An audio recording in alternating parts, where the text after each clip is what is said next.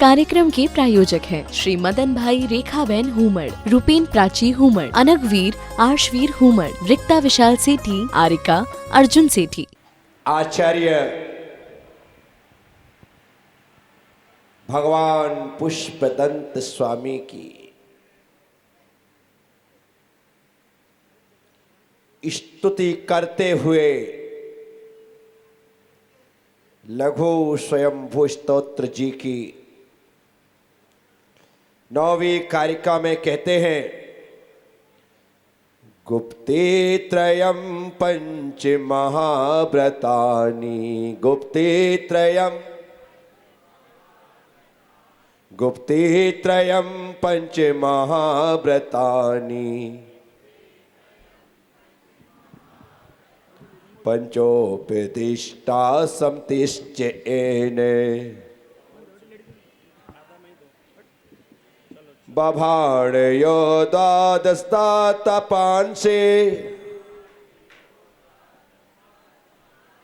बभाणयो द्वादशतापांसे,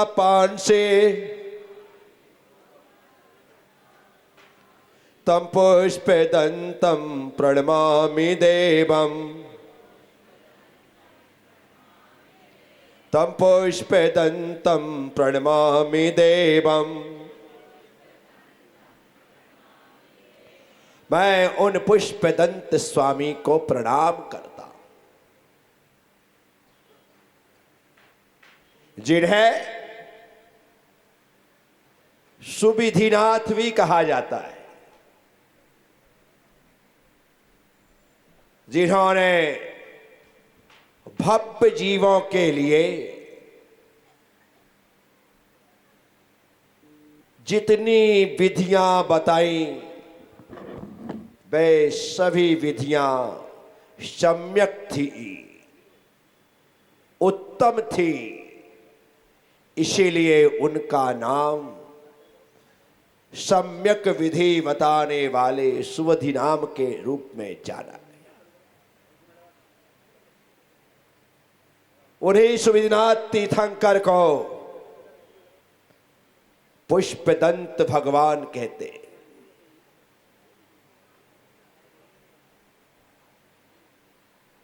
आचार्य भगवान उन पुष्पदंत भगवान को प्रणाम करते हुए कह रहे हैं कि मैं उन पुष्पदंत स्वामी को नमस्कार करता हूं, ऐना जिन्होंने गुप्तित्रयम, 3 गुप्ति, पंच महाव्रतानि, 5 महाव्रत, पंच समिति ही 5 समितियों का उपदिष्टाचा उपदेश दिया, और 12 धातपांसी 12 प्रकार के तपों को बभाण कहा है, जिन्होंने 3 गुप्तियां मन, वचन और काय,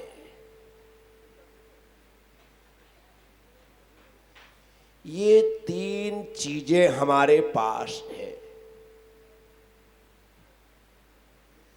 हम सबसे ज्यादा दुखी हैं तो अपने मन से दुखी। मन सुख सुविधाओं के होने के बाद भी सुख से नहीं जीने देता, उसे कभी कुछ रुचता ही नहीं है, कभी कुछ अच्छा लगता ही नहीं। जिसके लिए पागलों की तरह बेहताश भाग रहा था, जैसे ही वह वस्तु, वह पदार्थ उस मन को प्राप्त होता है, उसके लिए 2 कौड़ी का हो जाता है। जब तक नहीं मिला था तब तक उसके लिए दौड़ थी, जैसे ही मिला नई दौड़ प्रारंभ। ये तो मोबाइल में खेले जाने वाले खेल की तरह है। एक पड़ाव पार करना है, पहले वो टास्क है, उसे पार करें। वह हो गया, फिर दूसरा, फिर तीसरा, फिर चौथा, फिर 5वां, अंत नहीं है। आप कितने भी लेवल तक पहुंच जाओ फिर भी आप पीछे हो। मन को संतुष्टि मिलती ही नहीं है। आज भी ऐसे लोग हैं जिनकी महीने की तनख्वाह सिर्फ 5,000 रुपये है। कितनी है? कितनी है? ऐसे 2-4 नहीं, हजारों लाखों लोग हैं जिनकी तनख्वाह 5,000।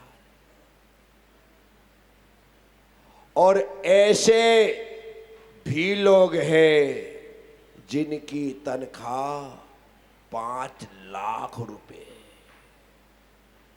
5,000 वाले भी हैं और 5 लाख वाले।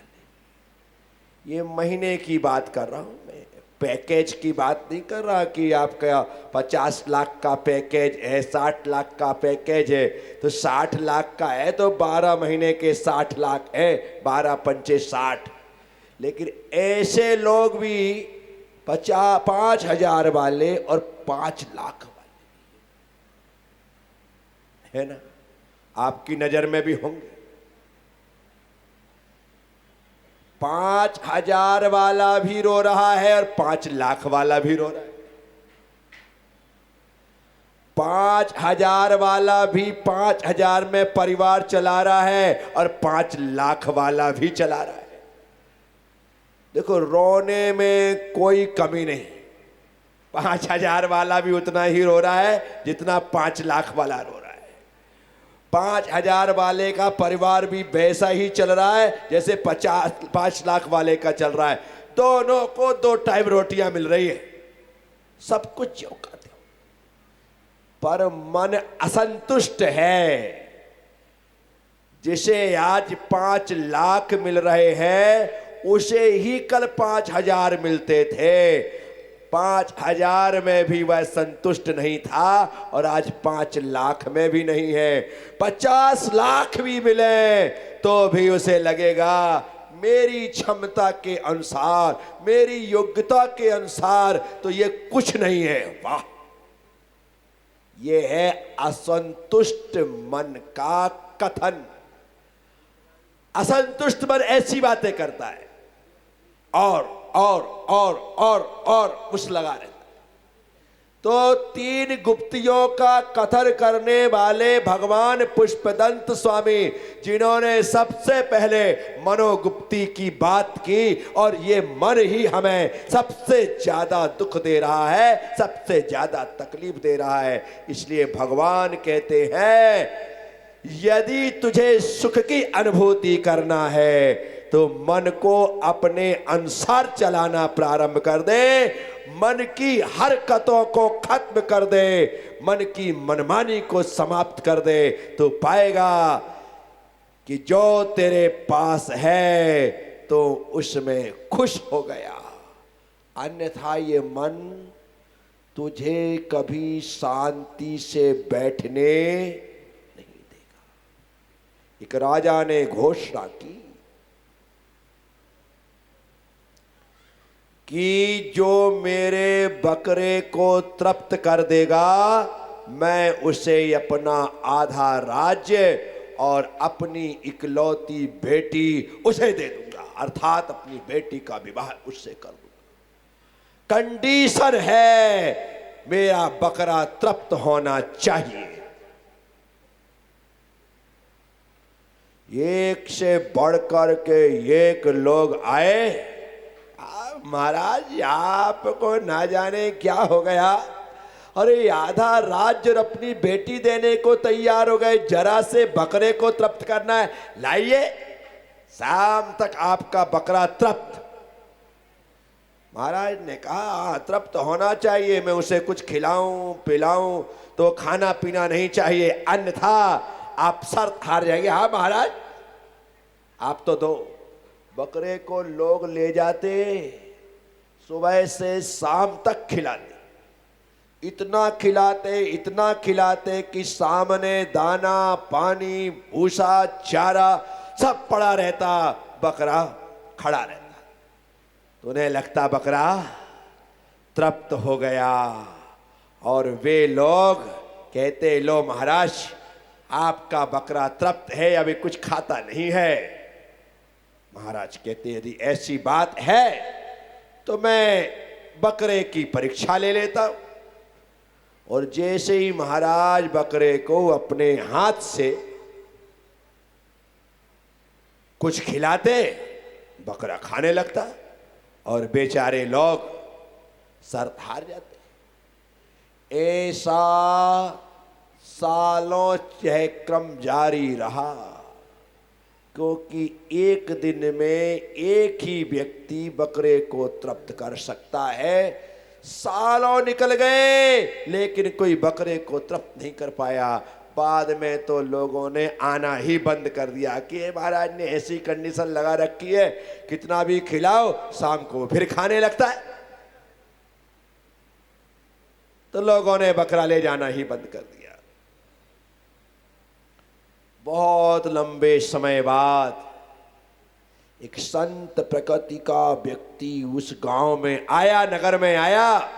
कहा, महाराज, मैंने आपकी घोषणा सुनी है कि आपने सालों पहले घोषणा की थी कि जो आपके बकरे को तृप्त करेगा उसे आप आधा राज्य और अपनी बेटी देंगे।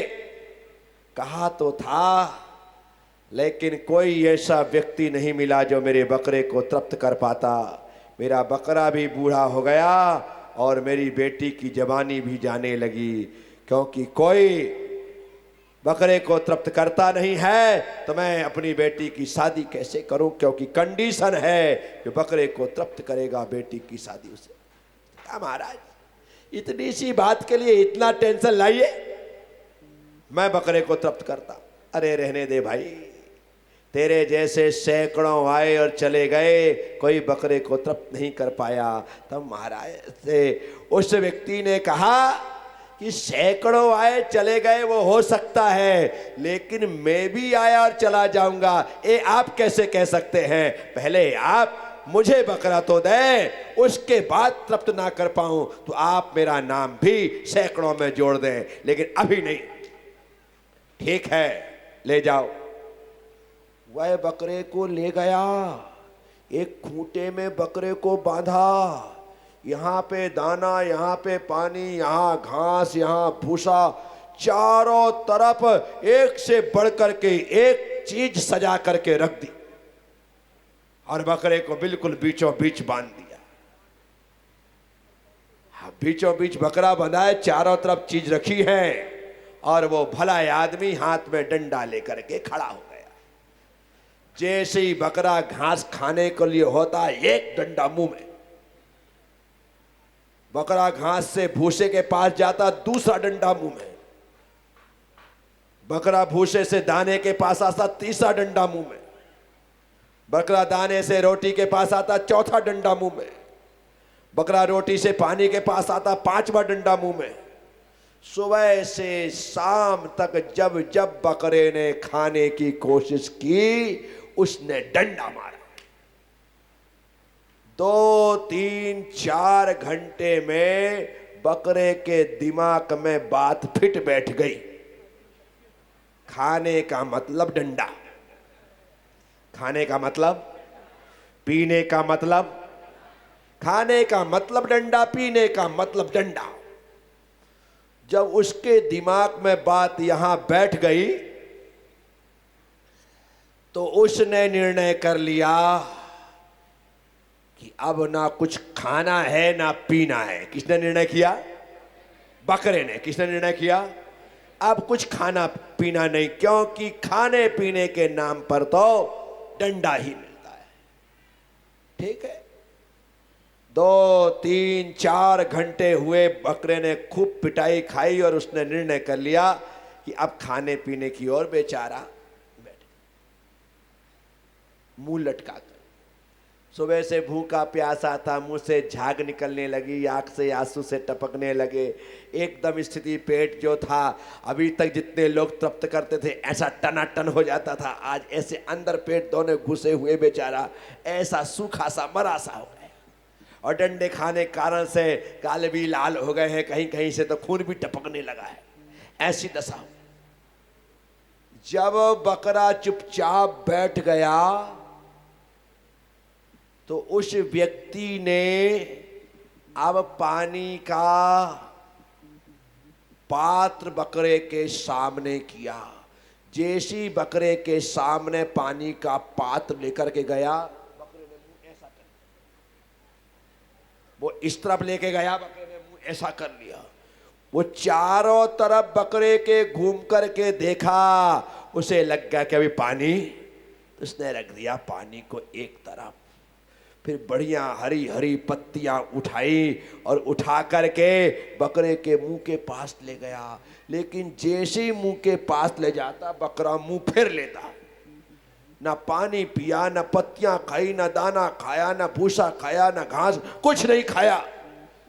उस आदमी ने 2 घंटे लगातार खिलाने की कोशिश की। मजाल है कि बकरा खाने की बात तो दूर, उसकी तरफ देख भी ले, ऐसे लगा अब तृप्त हो गया, अब तृप्त हो गया।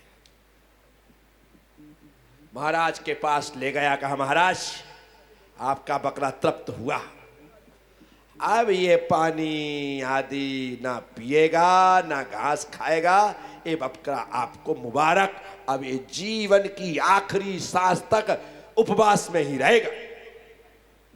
महाराज ने कहा पागल हो गए, अरे अभी तक लोग लेकर के आते थे, बकरा ऐसा टनाटन होता था, और तुम तो सुबह से शाम तक में इसकी दुर्दशा करके लाए हो। इसका पेट अंदर घुस गया, आंख से आंसू बह रहे हैं, मुख में लघुवान सा दिखाई दे रहा है, एक बूंद लगता है सुबह से पानी पिया नहीं है, और तुम कहते हो तृप्त। महाराज एकदम तृप्त है, अब कुछ नहीं हो सकता। महाराज ने कहा तुम्हारे कहने से क्या होता है? बोले मेरे कहने से कुछ नहीं होता, मैं मानता हूं, पर आपके करने से क्या होगा मैं ये देखना चाहता हूं। आप इसे पिला को पानी। महाराज ने पानी मंगाया, बकरे के मुंह के सामने लगाया, जैसी लगाया बकरे ने, महाराज यहां लेके गए। समझ नहीं आया कि ये पानी क्यों नहीं पी रहा है, प्यासा है फिर भी नहीं पी रहा है। सब कुछ खिलाने पिलाने की कोशिश कर ली। इस कार्यक्रम के प्रायोजक हैं श्री मदन भाई रेखाबेन हुमड़, रूपेन प्राची हुमड़, अनगवीर आर्शवीर हुमड़, रिक्ता विशाल सेठी, आरिका अर्जुन सेठी।